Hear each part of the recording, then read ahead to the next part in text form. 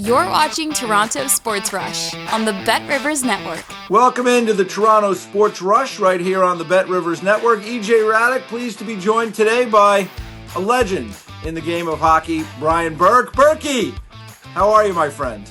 A legend, thank you. You are a legend. You are. I mean, I go through your resume. I can sit here for 20 minutes and read it off, but I mean, we'd be out of time. You've done everything. So I keep getting fired, that's all. Well, hey, listen, we all get fired at some point in time. I mean, you keep getting rehired. That's the key. That is the key to everything. That is the key. The key is not the first phone call, it's the second one. That's right. You know it. You know it. So, we're in this Olympic window here and the games have started. And, one of the things that you have done in your career is you've been the general manager for Team USA at the 2010 Olympics. You were the director of player personnel in 2014. You've been a senior advisor. You've been around USA Hockey for years now. Just give me your thoughts on, where are these guys who are in these jobs this year? Billy Guerin and Doug Armstrong. The games have started now. You went through this long process. What do you remember about those 2010 and 2014 in particular as the game started? How were you feeling? Well, 2010, we were picked to finish sixth. No one thought we were going to do anything. We had a very a patched-up lineup. We had some people there that people made fun of, Chris Drury, Timmy Gleason, guys that were mocked. I was mocked for bringing them. They turned out to be critical parts of the puzzle. But we were not expected to do much in that particular Olympics. And you ended up going to the gold medal game right to overtime before Sidney Crosby scored, I guess, the golden goal for Canada to win it. But, was that a motivating factor? I would imagine it would be for you, but for those guys in the room as well, the coaching staff, that, hey, nobody thinks we're any good. Let's show them. Well, that's kind of the way we played it. We played it as an underdog. We were kind of like, we're not going to be able to do very much here, but we're going to try like hell. Our players didn't buy it, so it was great. Being an underdog helps. You know what's funny, Berkey, is there's cycles to all this stuff, right? Guys come in and out of the Olympics. I looked at the 2014 team to the 2010 team, and there was a lot of changes on defense and not as many changes to the forward group, but it is cycles. In 2010, you guys were probably making a conscious decision to try to now move away from those guys who, they've kind of aged out of it a little bit. The guys that were part of that 96 World Cup team and 02 Olympic team, right? That was probably part of the hard decisions you had to make. Yes, it was, because that was the best team maybe ever for Team USA, that and the Miracle team. Yeah. But in terms of talent, the World Cup team was the best team USA hockey has ever put together, in my opinion. So we had to move off that group. That was tough. Very little overlap from that group to, of course, it had been, 14 years? Yeah. But there was very little overlap from that group, if any. It's always interesting to when you're trying to put teams together, Berkey, right? To kind of find that right mix. And right now, Patrick Kane was kind of someone that was in the mix. Maybe he could be on the team. He had come back from injury. He's been really good as a specialty player. I look at the roster they have. Maybe it could have used a Patrick Kane just as somebody that's been there before. How do you feel about those kind of selections? Well, I think Billy Guerin's going to be judged by the results in this tournament. Anything less than gold medal, he'll be criticized. That's tough math, especially where I think the Swedes are a legitimate third contender. Yeah. So to me, Billy's got to make his call and live with it. Mm-hmm. And DeBrincat and all these Caulfield, all these other guys are guys, and Patrick Kane, that have to be discussed. But at the end of the day, you've got to take the guys you think will win, and you're going to live or die with that result.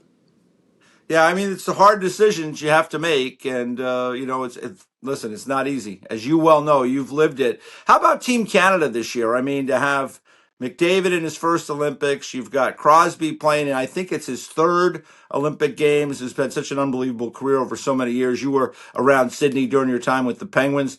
What about Team Canada? It looks like, again, like Team USA, they're just loaded for bear. Those two teams seem on a collision course, although the tournament is difficult. Well, I think that Team Canada has to be considered the favorite going in. They've got so much depth, so much explosiveness. They've got size. They've got a great D. The issue for them and for Team USA is goaltending. They both got quality goaltenders who have scuffled a bit this year. I'm not surprised. I will predict this.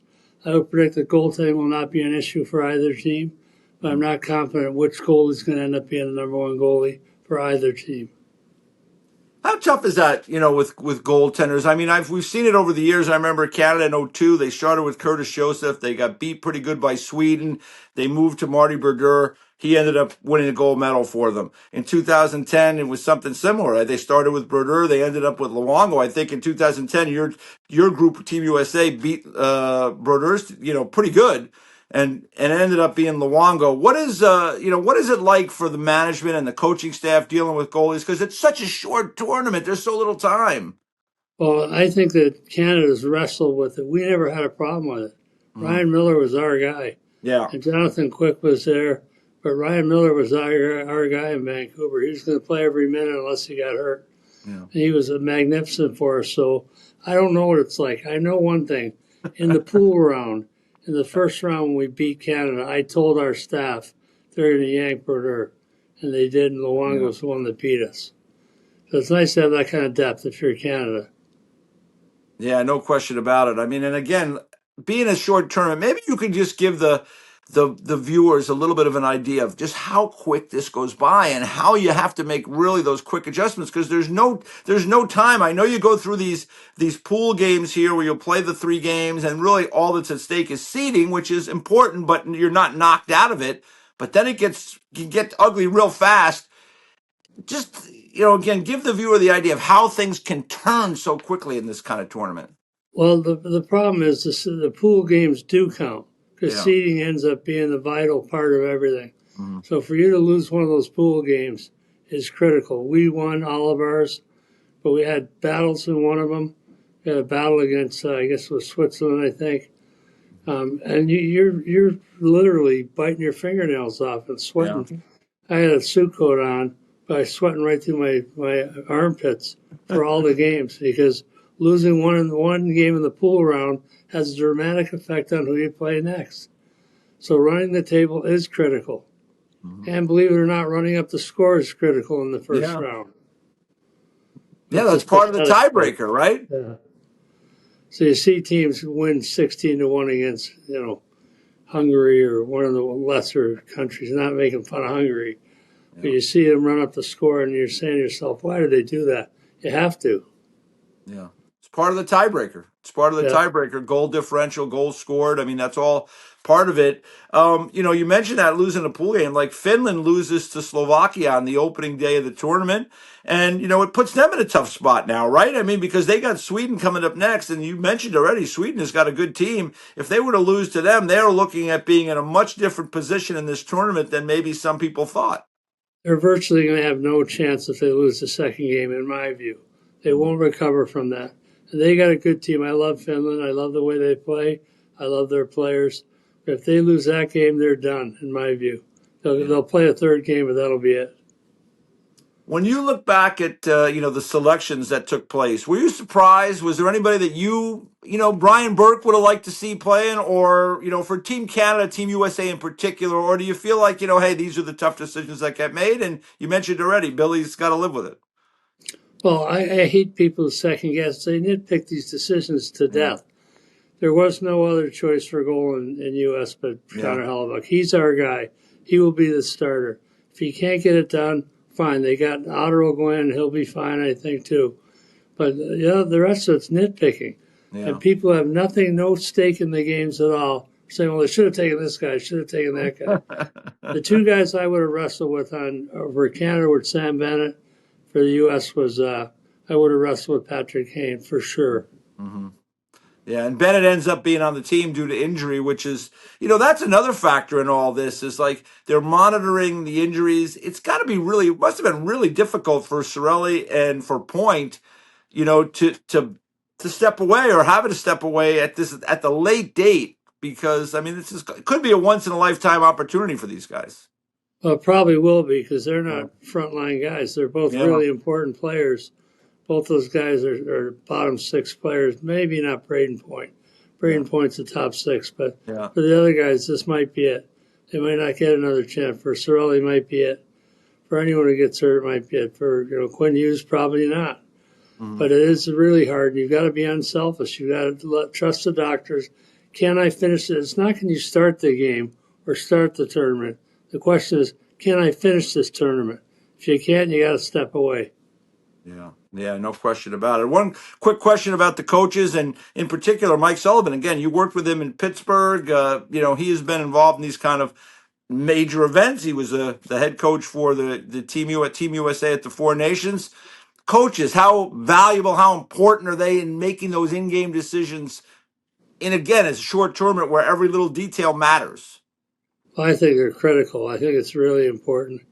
Mike Sullivan worked with me in Pittsburgh, and in the World Cup, that was ill-fated World Cup. We went 0-3, and that was the last of my time with USA Hockey. Berkey, I don't even remember that, Berkey. I don't even remember. I don't know what you're talking about. USA Hockey's never gone 0-4 in a tournament, and that was it for me and Dean Lombardi. But Mike Sullivan was there. I will tell you one thing about Mike. He prepares his teams better than any team I ever had. Yeah. When we played, they were prepared to play. They knew exactly what they were going to see, what they were going to face. He's a master at that.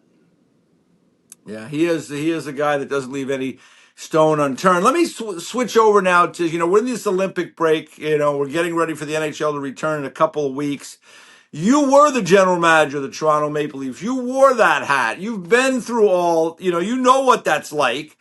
Right now the Leafs they finished up the pre-Olympic break part of the schedule. They won a couple of games on the road.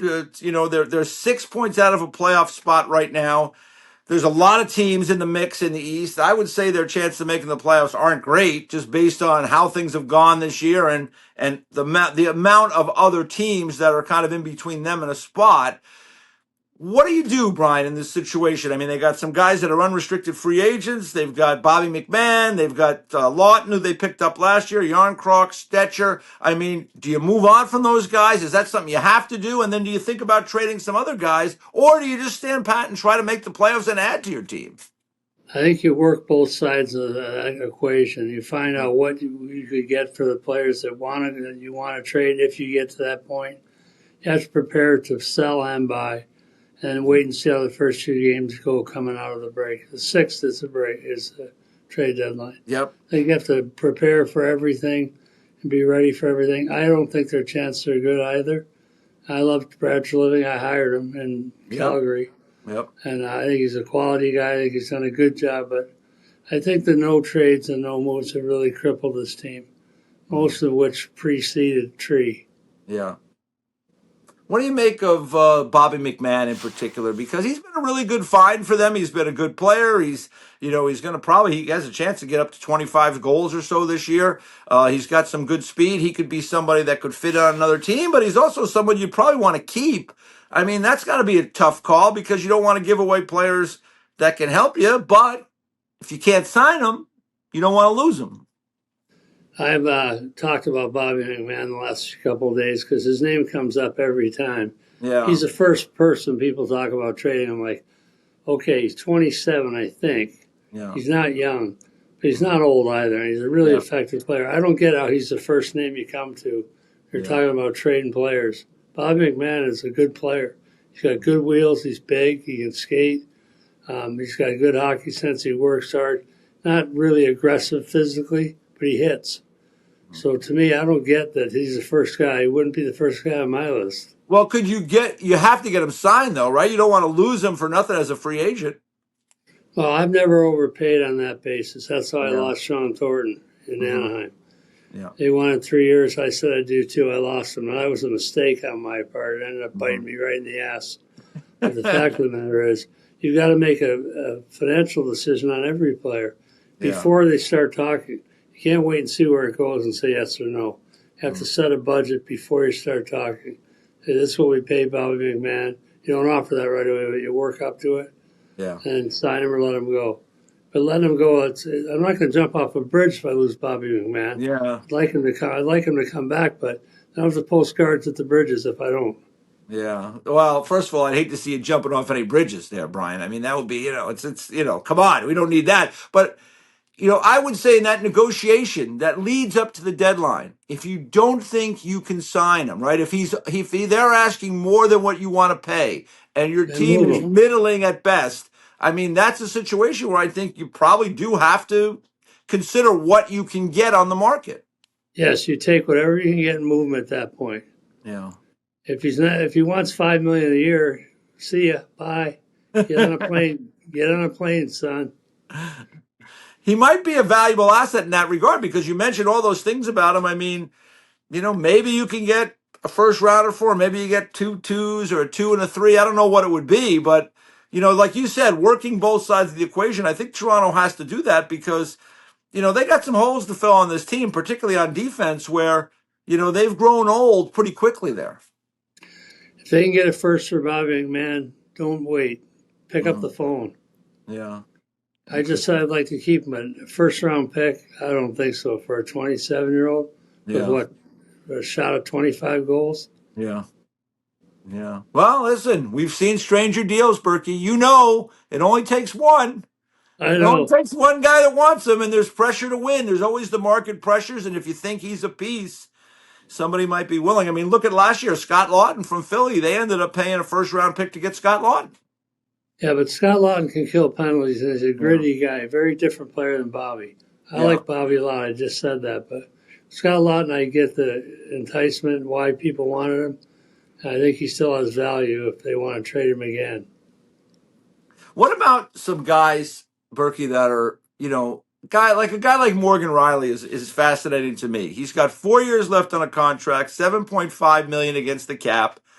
He's into his early 30s now. It's 24 million in real dollars, so it's a little less. It seems like if they're going to try to retool that defense, maybe that's an area. With someone like that, in a management role, do you look around and try to target teams and say, okay, team X, team Y, they could use him, and to try to see what the market is? Is that how you would go about it? Yes, you have to do that with all your players. But Morgan's got a full no trade. Yeah, no move. Yeah, for no trade, next no 2 move. years, and then after that, he's got a Modified. no trade for 10 teams, I believe it is. Yeah, modified for 10 Yeah. teams. I think that's right. So he's not going anywhere unless they come to him and talk him into it. Yeah. He loves Toronto. He's been the best Leaf defenseman for the last 10 years, 15 years. He's been a great player. Yeah. He's still a good player, but Toronto turns on one defenseman all the time. It's Larry Murphy, then it's Dion. They true. pick out one defenseman and turn on. They started turning on Morgan.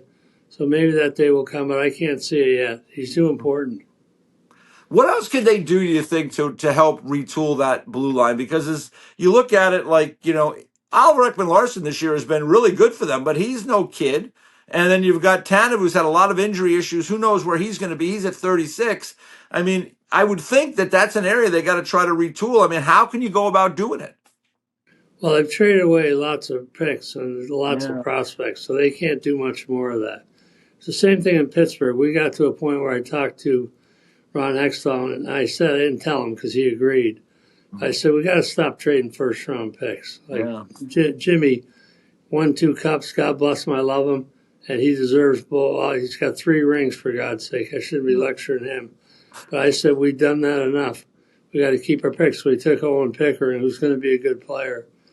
But we said enough. And I think at some point, the Toronto Maple Leafs have to say enough with the picks, enough with the top prospects, enough with the Fraser Mittens. And the path we started down hasn't borne fruit. Now you got to pick a different path. So what do? You go to players with no trades and ask them if they go somewhere else. You've seen it again. You've managed, for many years in the league, different situations. The Leafs, they got Matthews, they had Marner, they had Nylander, they had Riley. They've had this window, and now Marner leaves. Is that window to you with that group starting to kind of close, and you have to think about other opportunities or other options, making more, maybe harder decisions about more important pieces? Well, first off, the window on Marner closed because he had a full no trade, no more. Yeah. To me, that's death to a GM. Yeah. I have to look, but I don't think I don't think I ever gave a full no trade, no move in my life, in my career. And I had some pretty good players too. Yeah. Had Yes, some you did. stars, had some Hockey Hall of Famers. Yep. So to me, the notion they're going to say this player, no matter how old he gets, no matter how his play declines, I can't move him. It doesn't make sense to me. It doesn't make any sense to me. I think the Tree was handcuffed with that. It was hard to get anything for Marner because they didn't have a chance to. The one opportunity they had, they could have moved him when Carolina called. And I think Tree had to take that call and pass it on to Mitch and say, would you go there? He said no. That was the end of it. So they actually made a decent deal getting Wow out of the deal, in my view. Yeah. But to me, they didn't get value, and that's a hard thing to do when you have a franchise player like Mitch Marner. All right, Brian, I'll end with this, and I'll ask you the question everybody always asks me, which, you would have a better understanding of this, way better than I would, but like, is it going to be really busy at the trade deadline this year? I mean, every year people ask me like I'm supposed to tell them. I mean, yeah, I think so, but what do you make of it? With all these teams so tight, it seems like it's kind of a seller's market. If you want to sell, you might be able to do well. Well, I think a bunch of deals already happened with the first trade deadline. Yeah. And so that they've taken some of the meat off the bone there already. But yeah, I think it'll be busy. Everyone says every year it's not going to be busy. Then it is, because people want to see some change. So even if it's a fifth-round pick for a goalie that's never played, whatever, they want to make noise at the deadline. Yes, it'll be busy. I'm not sure how much value is going to move, though. Yeah. Yeah. One other thing on it for you, I mean, you managed different teams for a long time. Did you feel like as you got deeper in your career, you were better at the trade deadline than you were maybe when you were younger? Because maybe you just felt more comfortable in your own skin at that time to make deals. Well, I remember my first good-sized deal I made with Lou Lamoriello.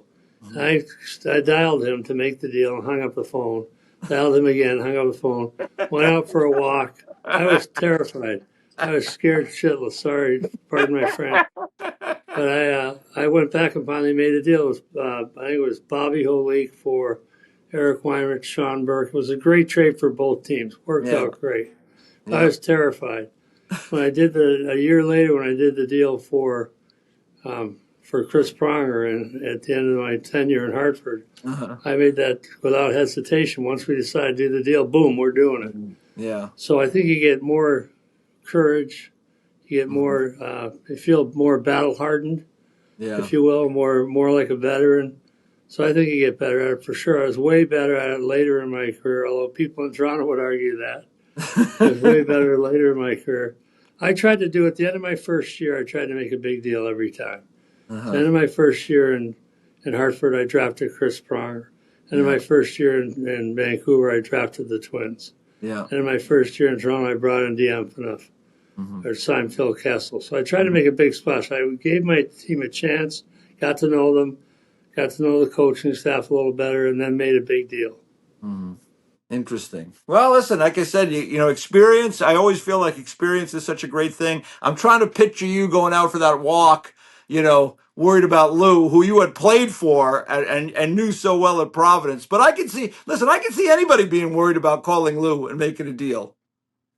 Lou's a shark. He's a great man. I owe him a lot, but he screwed me on another deal big time. I traded Vadim Sharifyanov. I traded for him for a non-playoff second-round pick. I called later and bitched about it, and Lou said, hang on, that was your deal. You called me. You can't complain about your deal. And he was right. I said, you're right. But yeah, Lou screwed me big time. Well, hey, you're not the only one. He did pretty well. He did pretty well in his long career. Berkey, thanks so much for the time today. I really appreciate it. Enjoy the Olympics, and look forward to talking to you as we move back into the NHL season a little bit later in the year. Thanks, EJ. All right, Brian Burke, a legend, as I said at the start. Appreciate his time today here on the Toronto Sports Rush on the Bet Rivers Network. Thanks for watching Toronto Sports Rush on the Bet Rivers Network.